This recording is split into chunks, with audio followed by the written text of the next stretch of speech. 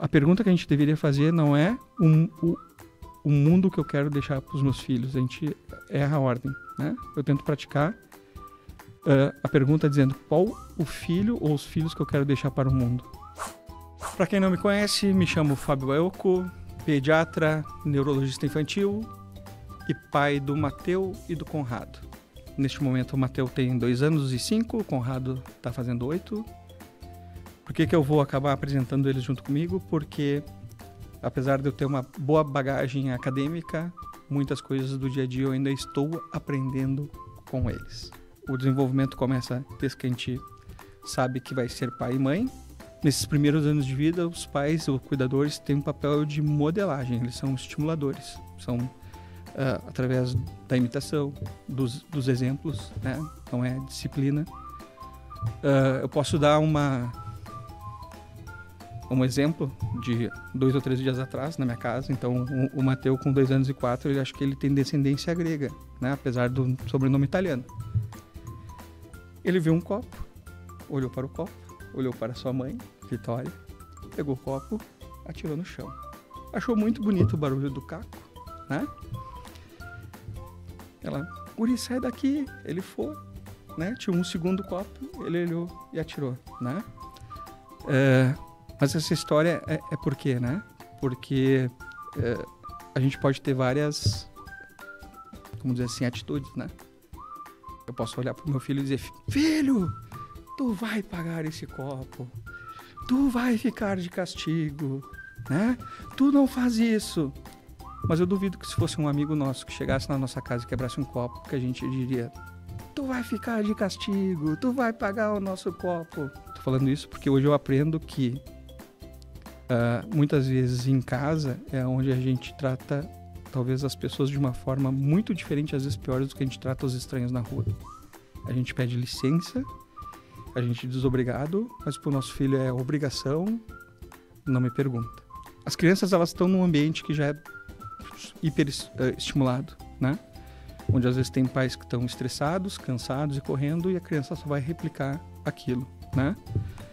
Mas todos as nossas áreas cognitivas, motoras, elas são estimuladas desde o início, e existe marcos onde os pais podem acompanhar com o pediatra e devem acompanhar, devem saber. E às vezes não é porque não faz uma coisa que é um atraso, né? A gente também espera muito dos nossos filhos, então às vezes em rede social, quando tem alguma caixinha de pergunta, ontem eu recebi uma que dizia assim, meu filho tem 18 meses e 3 pessoas já falaram que é super inteligente, tem como mensurar? Calma, espera, não tem nem idade, tá?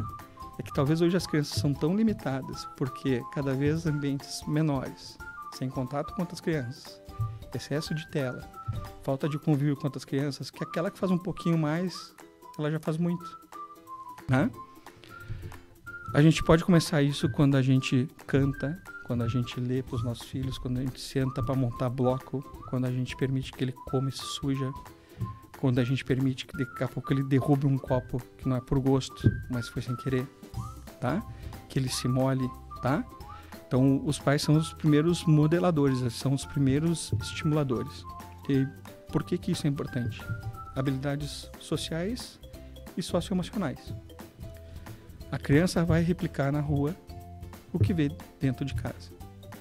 Então, uma criança que vê os pais discutindo, gritando, brigando, um desrespeitando o outro, tirando as coisas da mão, ele vai chegar no seu ambiente, na escolinha, na creche, no ambiente pré-escolar, e vai repetir isso com os coleguinhas. Com os tempos, eu mudei um conceito que eu tinha, que era que os pais não vinham com manual de instrução. Eu acredito que as crianças vêm com manual de instrução e cada criança tem o seu manual onde os pais devem aprender a ler. Então, no dia a dia, a maneira como os meus filhos expressam o desconforto, a alegria, são diferentes.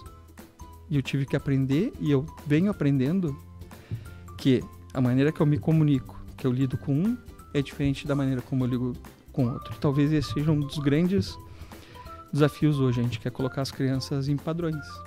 Então, se eu tenho um sobrinho que faz determinada coisa, meu filho tem que fazer exatamente igual. Ele não pode fazer coisas parecidas e coisas diferentes do que o meu sobrinho faz. Ele tem que fazer tudo igual. Na escolinha tem que todo mundo estar brincando junto. Não pode ser aquele que tá, hoje não tô legal. No trabalho eu chego e digo, hoje eu não tô legal, me deixa quieto. Na escolinha o meu filho tem que chegar e tem que estar legal, tá? E a gente confunde uma coisa.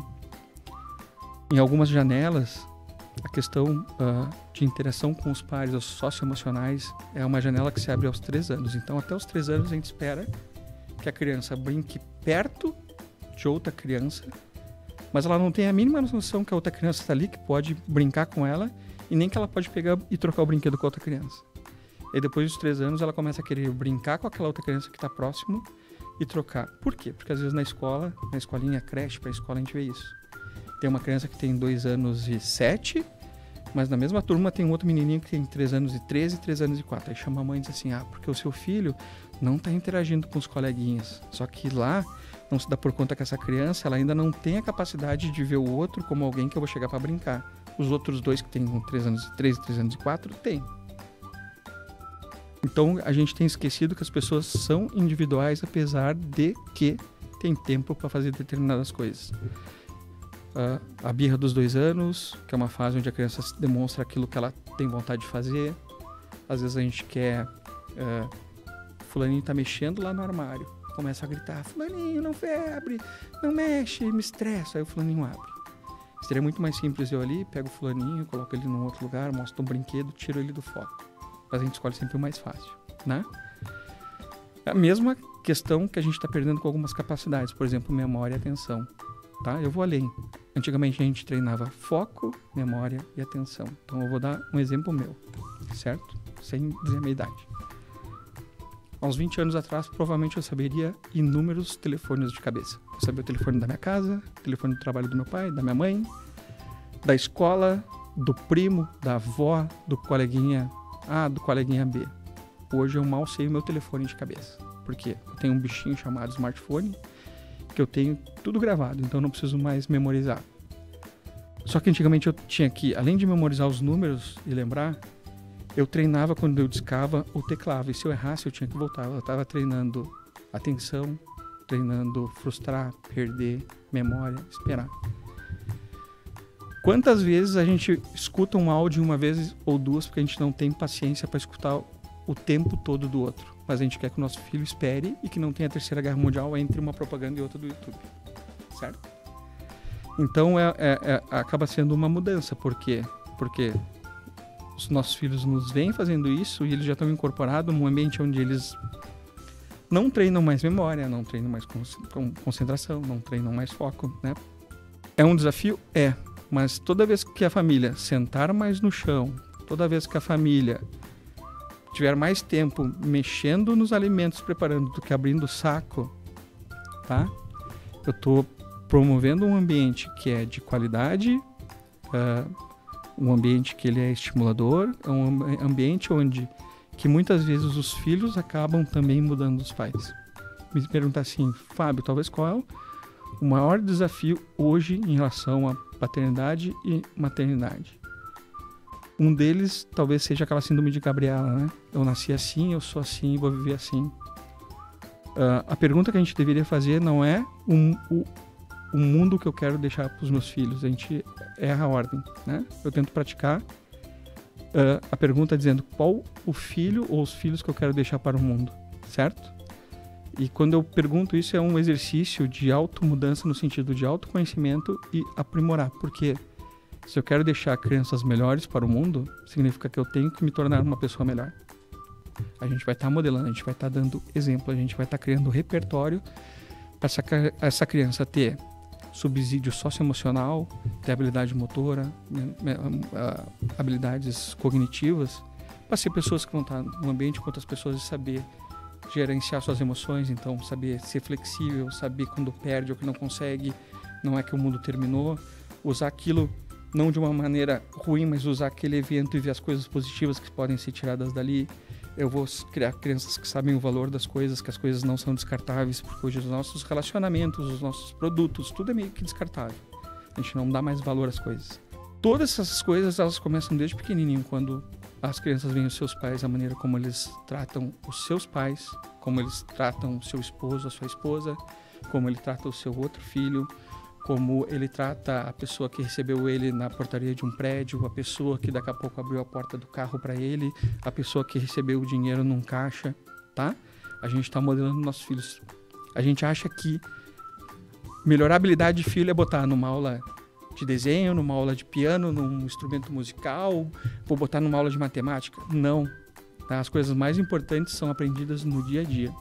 Eu chego em casa e o meu filho, eu botei ele na frente da TV porque eu quero mexer no celular.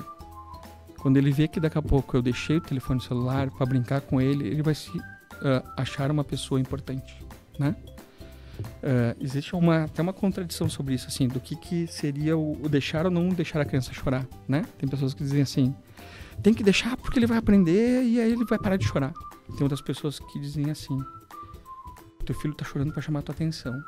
Tu é a pessoa que ele quer a atenção. Se ele chorar, e aí existe uma abordagem, e tu não der atenção, ele vai sentir a pessoa que ele não é merecedor do teu tempo. Com o tempo ele vai ter mais dificuldade em relação com outras pessoas, se sentir inferiorizado, né? O ambiente seguro para qualquer criança é o ambiente familiar, onde está o pai e a mãe. Então, assim, onde ela quer ter atenção, onde ela quer ter carinho, chega lá, é onde ela recebe o castigo, a batida e a palmada. Nessa criança a gente constrói o pensamento que eu sou ruim, eu não mereço nem o amor dos meus pais e das minhas mães. Com o tempo ele vai fazer o quê? Ele não é merecedor na escola, não é merecedor na adolescência, não é merecedor no trabalho, na vida adulta das coisas. Porque os pais querem fórmulas prontas para ser pai e mãe. E isso é exercitado no dia a dia. Exercitado no dia a dia porque a criança só será uma boa criança se os pais forem uns bons pais, né? Então talvez essa seja o grande desafio diário de qualquer pai, qualquer mãe. Como eu me tornar melhor para que eu deixe um filho melhor para o mundo. Para acompanhar mais conteúdos nas redes sociais, siga o BMimi. E se fez sentido isso em algum momento para ti, tu pode encaminhar para aquela avó que dá pitaco, para a comadre, para a vizinha, ou apenas para mais um pai ou uma mãe que pode também estar perdido.